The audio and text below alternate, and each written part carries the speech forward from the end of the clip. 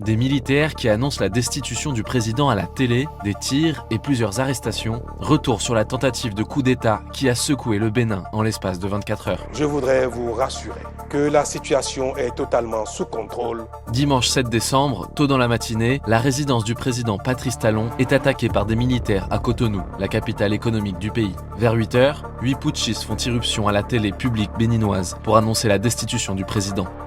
Monsieur Patrice Talon est démis de ses fonctions de président de la République.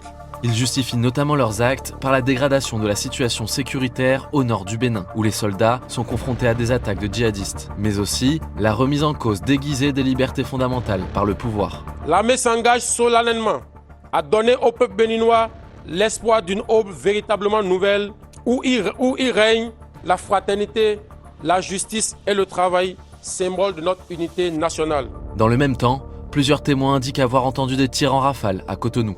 Mais quelques heures seulement après cette apparition télévisée, le ministre béninois de l'Intérieur annonce que le coup d'État a été déjoué, grâce notamment aux forces armées béninoises. Les forces armées béninoises et leur hiérarchie, fidèles à leur serment, sont restées républicaines.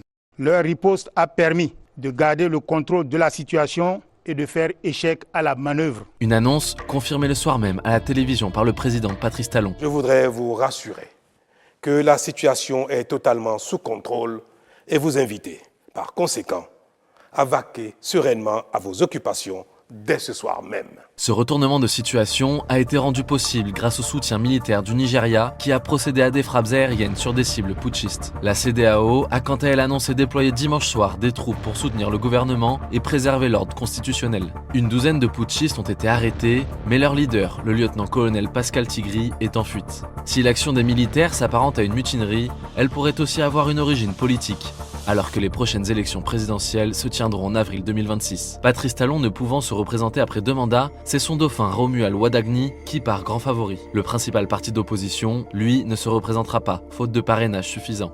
Cette tentative de coup d'État s'inscrit dans une dynamique d'instabilité politique en Afrique. Depuis 2020, 10 putschs ont abouti à un renversement de pouvoir.